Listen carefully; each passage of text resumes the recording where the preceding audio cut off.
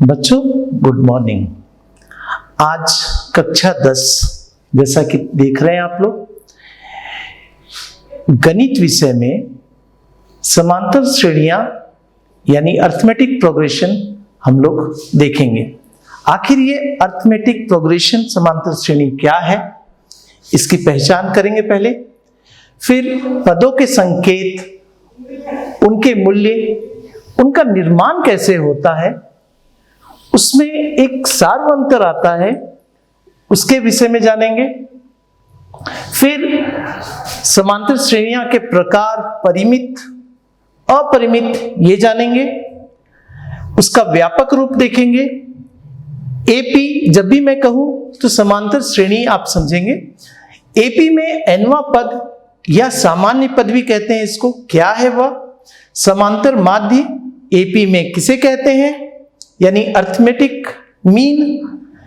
फिर देखेंगे एपी के n पदों का योगफल और अंत में एपी के लगातार पद एवं अंत से एपी का nवां पद। इसके विषय में आज हम लोग जानेंगे।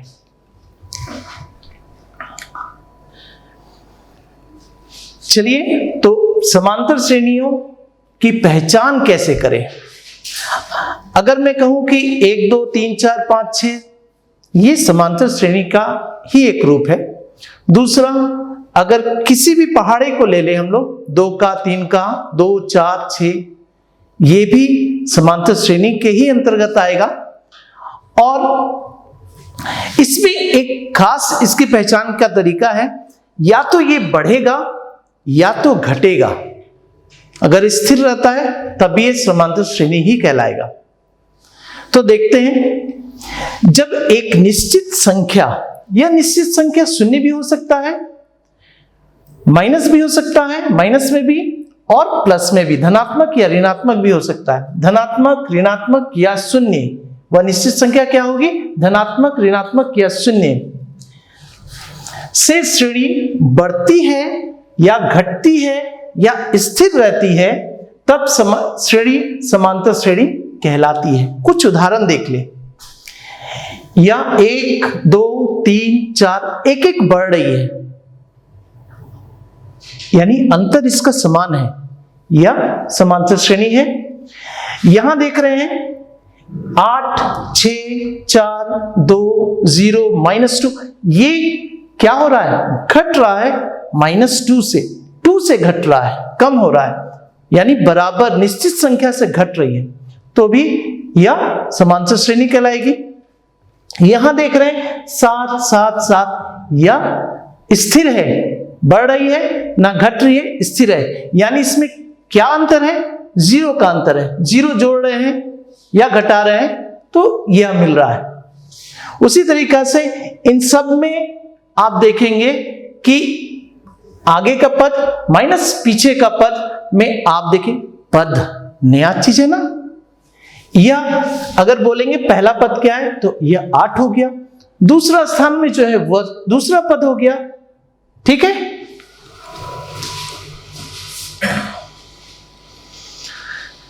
समांतर श्रेणी या श्रेणी में पदों और उनके मूल्य की समझ। अब देखिए, ये पहले तो देख ले कि समांतर श्रेणी है या नहीं है। तो देखते हैं कि 25 जुड़ा 75 आ गया, फिर 25 जुड़ा 100 आ गया। ये 25 जुड़कर बढ़ रहा है, यानी ये समांतर श्रेणी है। अब इसमें पद देख लेते हैं। पहला पद क्या हुआ?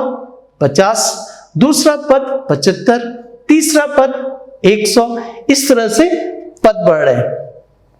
अब इसमें मान, पहला पद का मान अगर बोला जाए तो आप बोलेंगे 50, दूसरा पद का मान 75, और इस तरह से पांचवा पद का मान अगर बोला जाए तो 150 बोलेंगे। इसके कुछ संकेत हैं। पहला पद आप A1 देख रहे हैं, यह 50 हो गया क्योंकि यह 50 है।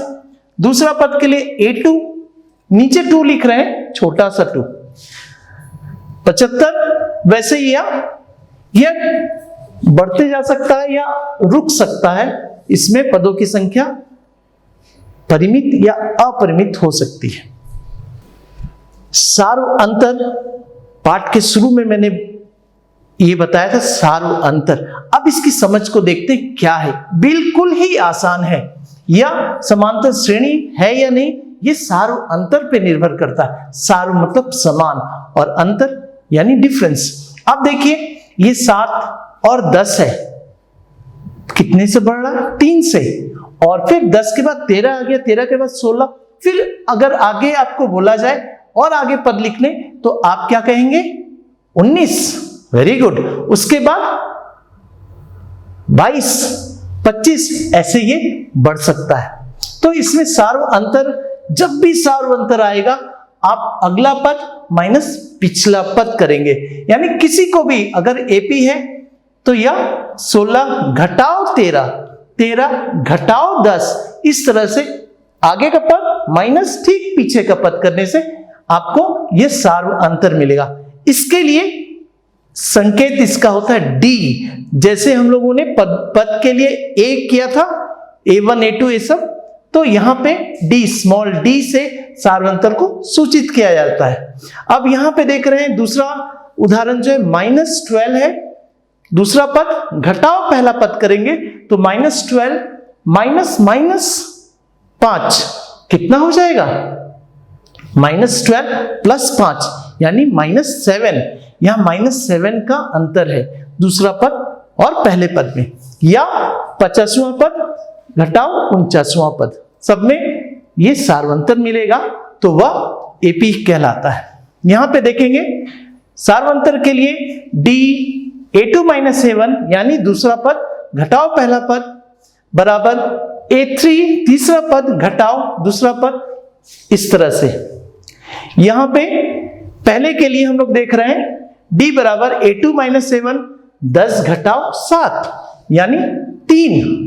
यहां पे अंतर, इसका सार्वंतर कितना है? 3। दूसरे पद के लिए आप निकालेंगे, कोई भी ले लीजिए। जैसे यहां पे चौथा पद लिया गया घटाओ तीसरा पद, उसी तरह से यहां पे मैंने लिया छठा पद घटाओ 5वां पद। इस तरह से इसे आप कंप्लीट कर लेंगे।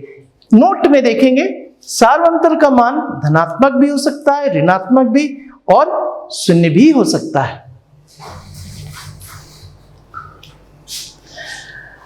अब बच्चों, जब किसी श्रेणी से सार्व अंतर प्राप्त होता है यानी समान अंतर यानी डी प्राप्त अगर हो जाता है तब श्रेणी क्या कहलाती है? समांतर श्रेणी। अगर नहीं प्राप्त होता सार्व अंतर तो वह समांतर श्रेणी नहीं हो सकती।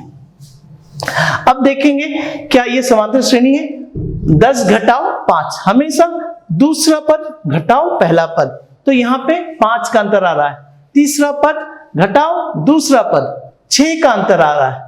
तो 5 और 6 यानी यहां पे सार्वंतर अप्राप्त है, नहीं, हमें सार्वंतर नहीं मिल रहा है, तो यह समांतर श्रेणी नहीं कहलाएगी। कारण 10 घटाओ 5, 5 हो गया, 16 घटाओ 10, 6 हो गया। तो दोनों में अंतर है, दोनों समान नहीं है, इसलिए समांतर श्रेणी नहीं कहलाएगी।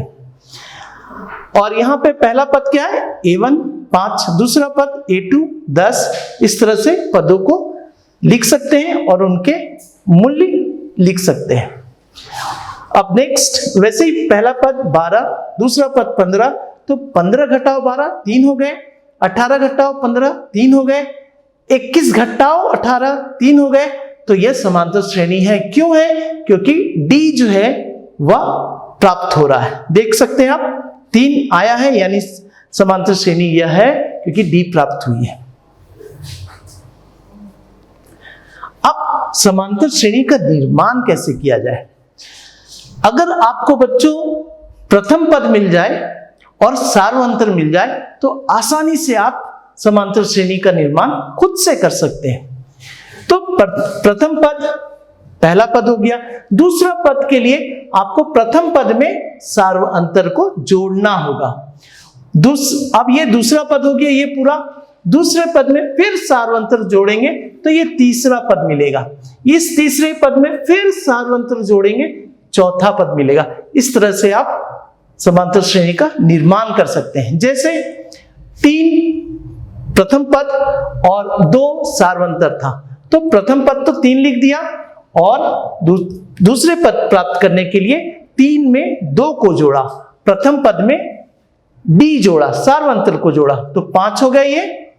फिर ये 5 हो गए दूसरे पद, फिर इसमें डी जोड़ेंगे, 5 में 2 जोड़ा, 7 हो गया। फिर ये 7 हो गया तीसरा पद, फिर इसमें 2 जोड़ेंगे 9, फिर 2 जोड़ेंगे 11। इस तरह से यह बन गया हमारा समांतर श्रेणी। नोट में देखते हैं बच्चों क्या लिखा है। समांतर श्रेणी निर्माण हेतु प्रथम पद एवं सार्वंतर की आवश्यकता होती है। अब अपरिमित समांतर श्रेणी बच्चों ये कुछ नहीं है। अपरिमित समांतर श्रेणी, खाली आप अपरिमित को देखिए, अपरिमित मतलब कभी खत्म ना होने वाला। तो देखिए यह समांतर श्रेणी तो है लेकिन यह खत्म नहीं हो रहा है, तो यानी इसमें अंतिम पद नहीं प्राप्त हो सकता है, तो यह अपरिमित समांतर श्रेणी कहलाएगी।